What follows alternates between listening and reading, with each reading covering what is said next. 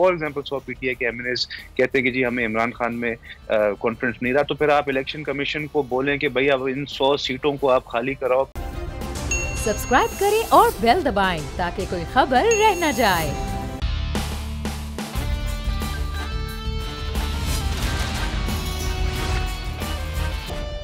अस्सलामुअलैकुम। The special report with Mudassar Iqbal के साथ हाजिर खिदमत है। नाजरीन, आज दो बड़े अहम मामलात, एक तो कौमी असम्बली का आज सुबह 11 बजे इजलास और उसके बाद 1:30 बजे आज सुप्रीम कोर्ट में सदारती रेफरेंस की समाअत हुई। उस सदारती रेफरेंस पे जो हुकूमत की जानिब से 4 सवालात हैं आर्टिकल 63A के तशरीह के हवाले से, इन दोनों पर आज हम बात भी करेंगे। लेकिन साथ ही साथ इस वक्त माहौल जो है वो बाहर भी गर्म होता हुआ नज़र आ रहा है। कुछ ही देर पहले वर्कर्स कन्वेंशन था पाकिस्तान मुस्लिम नून का, जिसमें हमजा शहबाज और मरीम नवाज़ ने खिताब किया, और इस वक्त मानसेरा में पाकिस्तान तहरीक इंसाफ का जलसा है, जिसमें खुद चेयरमैन पीटीआई और वज़ीर आज़म इमरान खान वहाँ पर मौजूद हैं और उनका खिताब भी होगा।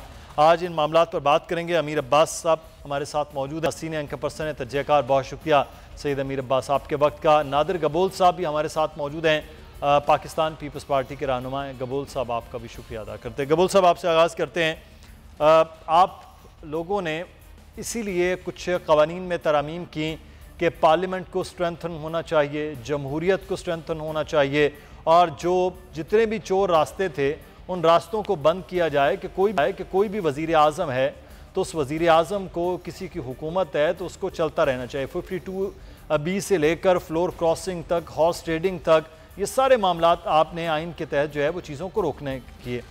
अब वही मामलात जो हैं वो अब आप फ्लोर क्रॉसिंग भी करवा रहे हैं लोगों से, वो हॉर्स ट्रेडिंग के इल्ज़ामात भी लग रहे हैं आप की जमात के ऊपर। तो ये क्या मामला है कि जब आप लोग ये कर रहे थे तब पार्लियामान स्ट्रेंथन करना है, अब एक वज़ीर आज़म की मुद्दत चल रही है उसके ख़िलाफ़ आप इकट्ठे हो रहे हैं, ये एक दोहरा मयार नहीं?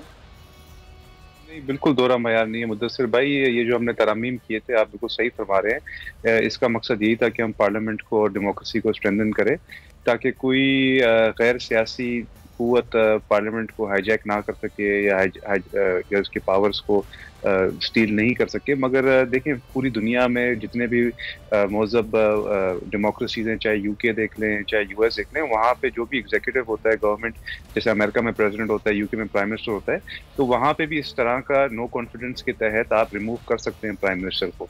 तो अगर आपके अपने अराकीन है, चाहे 12 हो या 25 हो, अगर वही आप में कॉन्फिडेंस लूज कर जाते हैं कि आप अहल नहीं है मुल्क चलाने के लिए, तो इसमें उनको पूरा हक होना चाहिए कि वो पार्टी के खिलाफ जा सके।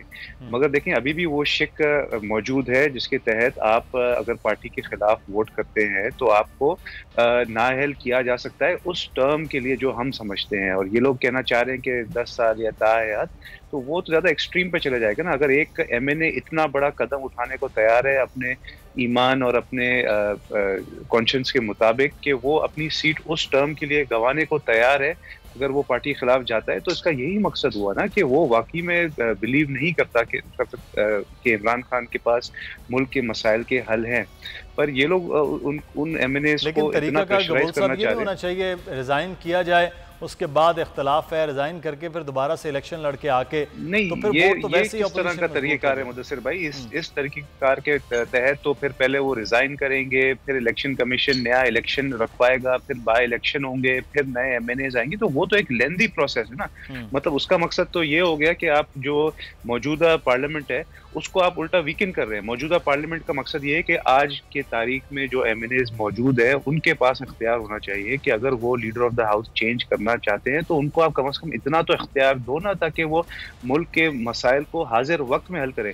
ये तो नहीं कि अगर फॉर एग्जांपल 100 पीटीआई के एमएनएस कहते हैं कि जी हमें इमरान खान में कॉन्फिडेंस नहीं रहा, तो फिर आप इलेक्शन कमीशन को बोलें कि भाई अब इन 100 सीटों को आप खाली कराओ, फिर उन 100 सीटों के ऊपर इलेक्शंस करवाओ, फिर आप नेशनल जो एक्सचेकर है ऑब्वियसली अखराजात होते हैं इलेक्शन रखवाने में, पूरा एक प्रोसेस लेंथी, फिर पता नहीं कब कितने महीनों बाद जाके नए MNAs आएंगे, फिर वो जाके वोटिंग करें, तो ये तो डजंट मेक सेंस, राइट। आज की जो मौजूदा असेंबली है उसके पास इख्तियार होना चाहिए कि वो चूज कर सके कि मुल्क का प्राइम मिनिस्टर कौन होना चाहिए।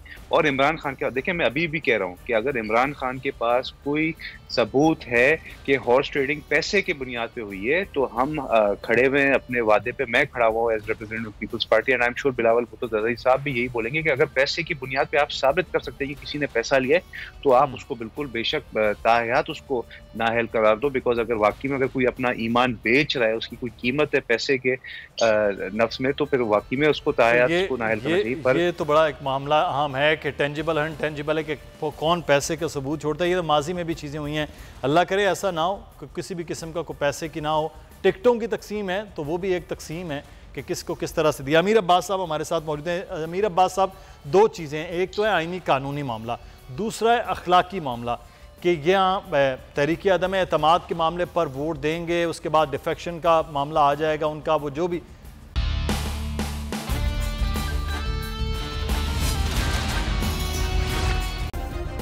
सब्सक्राइब करें और बेल दबाएं ताकि कोई खबर रह न जाए।